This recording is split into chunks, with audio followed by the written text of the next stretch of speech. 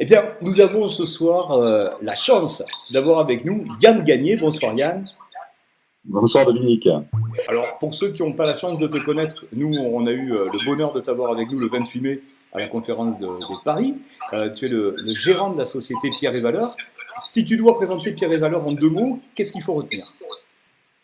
Écoute, Pierre et Valeurs, c'est tout simplement une société effectivement dont je suis le gérant et qui a pour objet unique de commercialiser l'ASCPI Pierre Val Santé auprès et par l'intermédiaire de démarcheurs financiers. Parfait. Ce qui est en fait une particularité puisque nous sommes aujourd'hui la seule SCPI, la seule société en mesure de proposer à des gens qui sont démarcheurs financiers de commercialiser ce très bon produit, ce très bon outil qui est la SCPI. Et oui, c'est ça, parce qu'en fait, très bon produit, à la fois très réglementé. Donc tout le monde ne peut pas le distribuer. C'est très encadré par le gendarme de la bourse, l'autorité des marchés financiers. Donc c'est parfois contraignant de manière administrative, mais ça sécurise le client. Alors oui, de toute façon, c'est la seule et unique mission de l'AMF, Autorité des marchés financiers, de sécuriser au maximum le consommateur. Alors, je te remercie d'intervenir ce soir parce qu'on a eu la chance de se croiser dans la semaine et j'ai beaucoup aimé la manière dont aujourd'hui tu as une analyse du marché. Les choses bougent. Aujourd'hui, il y a une certaine urgence à mettre sur pied des actions. Et voilà, j'aimerais qu'on puisse partager ça avec les gens qui nous écoutent. Quelle est la lecture que toi tu fais de la situation économique fin 2016? Alors c'est une situation économique très très compliquée et pour une fois, ça n'est pas la politique et des élections proches qui viennent compliquer la donne, mais c'est plutôt et très simplement la situation des marchés. Tout d'abord, les marchés boursiers, on assiste depuis ce début d'année, et ça fait maintenant quelques temps que ça dure, à des marchés qui sont extrêmement volatiles et qui peu à peu deviennent trop complexes pour les investisseurs que nous sommes. Donc il y a une sorte de désamour pour les marchés financiers. En fait, on en vient souvent à dire que ceux qui gagnent, ce sont ceux qui jouent à la hausse ou à la baisse, mais pas les petits porteurs que nous sommes. Ça, c'est un premier point. Le deuxième point, c'est la loi Sapin 2 qui fait grand bruit et qui a quand même créé un précédent, et j'essaie dans un instant de quoi il retourne, mais c'est la première fois depuis 2008 et depuis la crise des dettes souveraines et la chute de Lehman Brothers, pour la première fois, l'assurance vie est en décollecte. Au mois d'octobre, on a enregistré 100 millions de décollecte. Décollecte, c'est quand il y a moins d'achats que de reventes sur les portefeuilles, les contrats d'assurance. C'est quelque chose d'historique. Il faut vraiment en avoir la portée à l'esprit. Et en fait, la loi Sapin 2, qu'est-ce que c'est? C'est une mesure qui a été prise par le gouvernement, le ministre des Finances, pour anticiper un krach obligataire qui a toutes les chances d'intervenir, tout simplement parce qu'aujourd'hui, on voit bien que nous avons des taux, et notamment des emprunts d'État, qui sont à des taux extrêmement bas. Les obligations d'État sont à des taux extrêmement bas. Pour donner une idée, au mois de septembre, les OAT, donc les obligations d'État à 10 ans en France, étaient à 0,09. Et même si on envisage que ça puisse remonter, bien entendu, et ça devra remonter, et ça a une incidence extrêmement importante puisque, on le sait, le placement en assurance vie est essentiellement positionné sur des fonds en euros, qui par définition sont eux-mêmes massivement investis sur des obligations, et notamment sur des obligations d'État. Et pour donner quelques chiffres, ces fonds n'ont pas cessé de baisser en termes de rendement. Ils étaient à 2,27 en 2015, on parle de 2% à la fin de cette année 2016, et on devrait rapidement aller vers 1%. D'accord. En fait, ce qu'on dit, c'est que même si aujourd'hui les taux de rendement de certains produits financiers paraissent bas, quand on parle par exemple d'un livret A à 0,75 ou d'une assurance vie qui servirait du 2, même si ça paraît bas et c'est pas très sexy, en fait ça devrait être encore plus bas si on s'en tenait à la réalité de la situation économique. C'est ça que tu nous dis en fait. Donc ça ne peut que Exactement, baisser. sur les équilibres, ça devrait être plus bas encore, et donc ça va être plus bas encore. Donc, et si j'en reviens à ta question, la situation en fin d'année 2016, où est-ce que moi, épargnant, je peux placer mon argent sans prendre trop de risques et en ayant une certaine sécurisation quelque part de mes avoirs, eh bien, on se rend compte que du coup, les fonds en euros qui sont quand même très très massivement recherchés ne répondent plus aujourd'hui à cet objectif. Même en termes de sécurité, si je te suis, puisque à partir du moment où on a un peu des fonds en euros un peu gonflés mécaniquement, pour les gens qui se sentent en sécurité sur ces fameux fonds en euros, on n'est pas à l'abri d'un décrochage, quoi. On n'est pas à l'abri d'un décrochage. On le sait également, pour maintenir des rendements encore entre 2 et 3 ces derniers mois, on peut imaginer que les assureurs et les gérants des fonds euros ont dû injecter autre chose que des obligations mécaniquement. Voilà. Donc je n'en dirai pas plus, mais tu vois avec moi le chemin que j'emprunte. Alors, la loi Sapin 2, qu'est-ce qu'elle a pour objectif? Elle a pour objectif de limiter, voire de bloquer le retrait des avoirs des porteurs de contrats d'assurance vie. Donc si j'ai de l'épargne en compte, là où je crois pouvoir récupérer mon argent quand je veux, la disponibilité n'est pas aussi garantie que ce que je peux imaginer. Voilà, elle n'est pas garantie, en tout cas pas dans les délais vus habituellement au contrat. Ça peut être bloqué jusqu'à 6 mois et on ne pourrait dans ce cas récupérer que partiellement sur une période très longue finalement les différents contrats qu'on a pu mettre en place. Et donc voilà, ce qui entraîne déjà une première répercussion. Je parlais des 100 millions qui est aujourd'hui donc la collecte nette négative des contrats d'assurance vie, en est déjà une première ébauche. Alors du coup, ça veut dire que, les gens cherchent autre chose, c'est-à-dire qu'il y a tout un travail de transfert peut-être entre une assurance vie et peut-être ne pas mettre ses œufs dans le même panier. Donc qu'est-ce qu'on pourrait faire autour? Tu sais, quand on est en période d'incertitude, souvent, et on le voit de manière historique, l'immobilier, la grande famille de l'immobilier revient au déploiement. Pourquoi? Parce que ce sont des actifs réels, ce sont des actifs sur lesquels on a une vision plus très courte, et du coup, puis en plus on est des Français, et les Français, on le sait, ont un amour infini pour la pierre. Et dans cet environnement, évidemment, tout le monde ne peut pas acheter un 100 mètres carrés en plein cœur de Paris. En termes de moyens, c'est pas toujours offert à chacun. Donc, on s'aperçoit que l'immobilier financier, donc la SCPI, est en train de battre des records jour après jour en matière de collecte. Moi, je dirais qu'aujourd'hui, et tu m'as déjà entendu utiliser cette expression, les planètes sont réellement alignées pour l'assurance vie. Et je vais même aller plus loin parce qu'on en est très heureux et on en a les répercussions positives pour Pierre Val Santé. Alors, si tu permettrais d'expliquer pourquoi aujourd'hui on est aussi confiant et on voit que le marché nous est aussi favorable. La SCPI, on le sait, c'est un placement simple et c'est un placement abordable. Que ce soit en termes de capital, on peut sur notre SCPI devenir acquéreur à partir de 5 000 euros. Et en matière de crédit, et ça c'est une chose très importante, et je sais que notre discussion de cette semaine à Toulouse va donner ses fruits, nous avons mis en place un accord national avec une banque connue et reconnue qui s'appelle le CIC, pour pouvoir financer également à crédit les parts de SCPI Pierre Val Santé. Voilà, donc on peut y aller en épargne au travers du crédit ou en cash au travers des capitaux que les personnes détiennent. Ça c'est un premier point. Donc c'est accessible. La deuxième chose, c'est que la SCPI est un produit qui offre des rendements encore élevés, puisqu'on parle en moyenne sur le marché en 2016 d'un rendement de l'ordre de 4,68 net, avant impôt bien sûr, mais net de tout, ce qui, au regard du risque que lui reconnaît l'AMF, Autorité des marchés financiers, qui est un risque faible, eh bien on a un couple rendement-risque, c'est-à-dire qu'est-ce que je mets en risque pour avoir un rendement qui est extrêmement favorable au niveau des SCPI.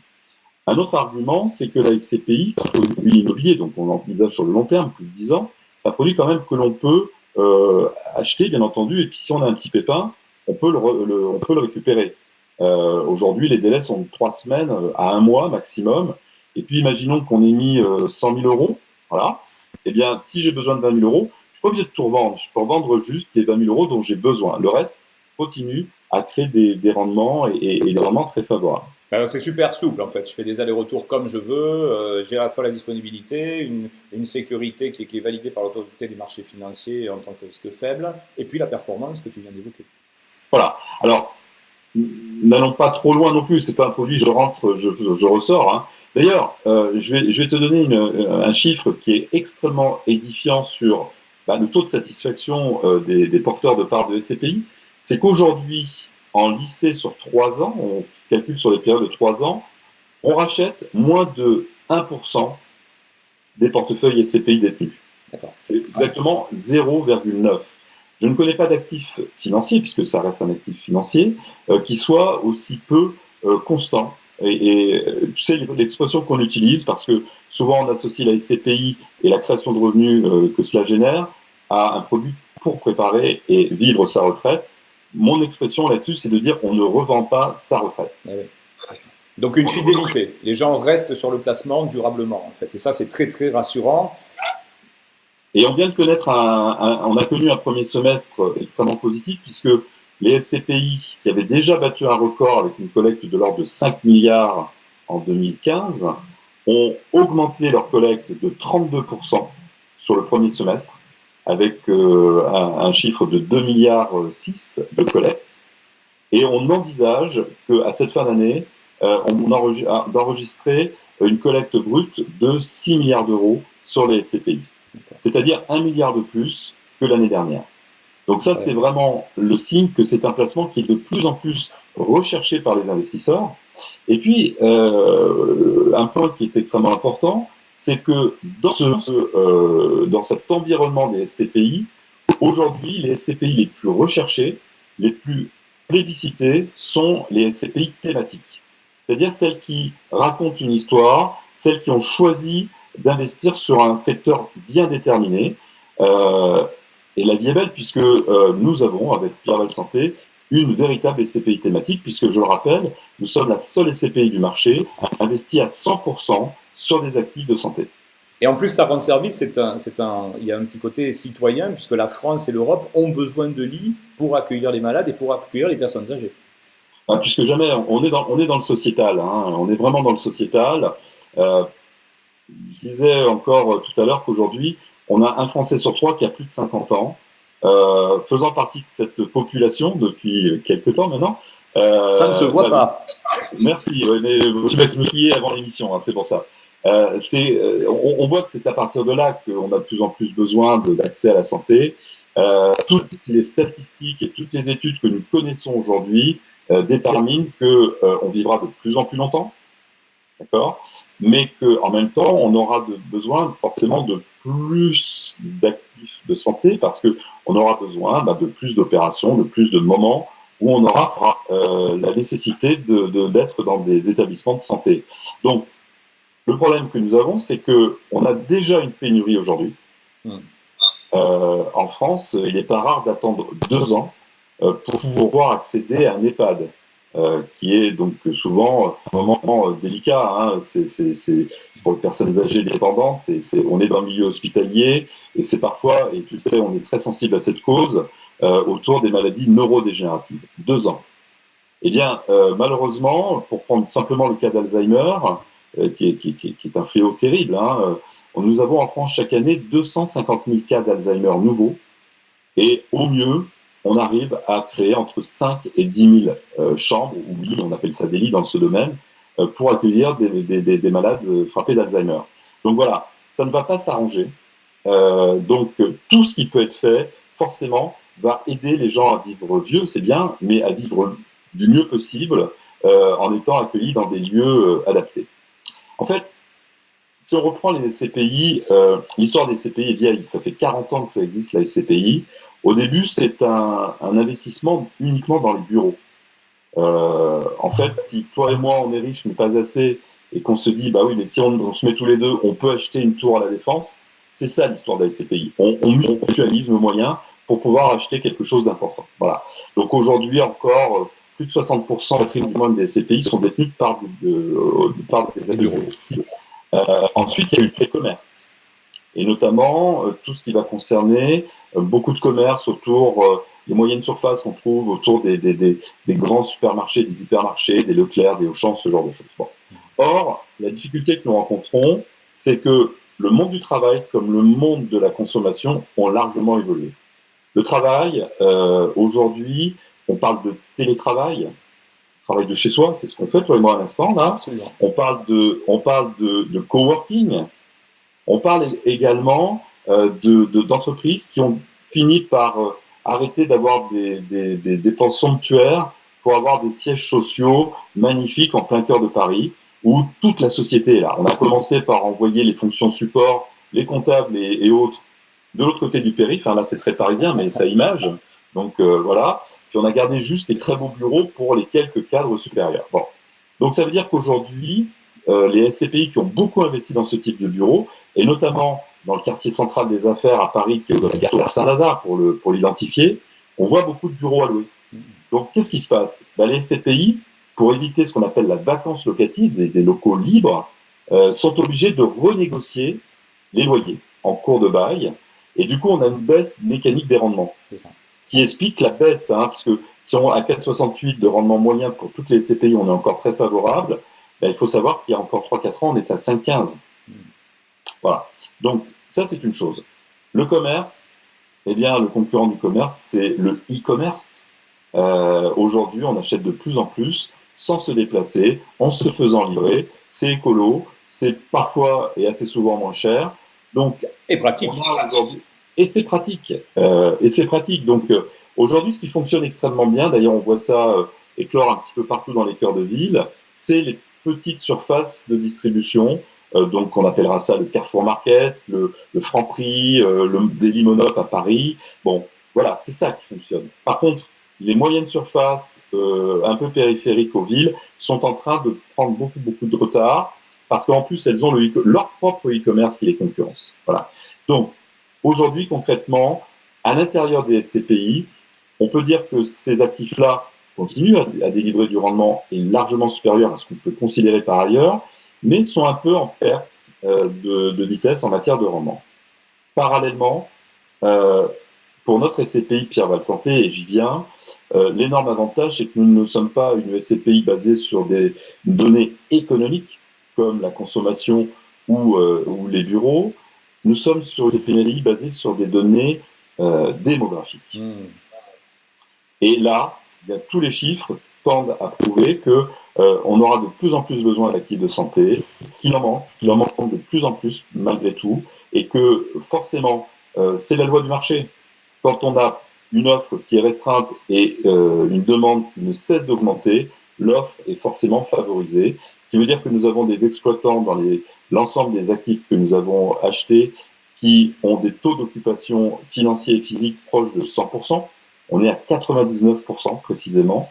Donc, ils sont riches, ils nous payent bien, et donc ça offre des bons rendements finaux à nos clients. Nous allons délivrer sur l'année 2016 un rendement net de 5,15%. 5,15. Ah ouais, excellent. Net. 5,15% net. Voilà. Là où le marché moyen de la SCPI se situera à 4,68. Ah, bravo.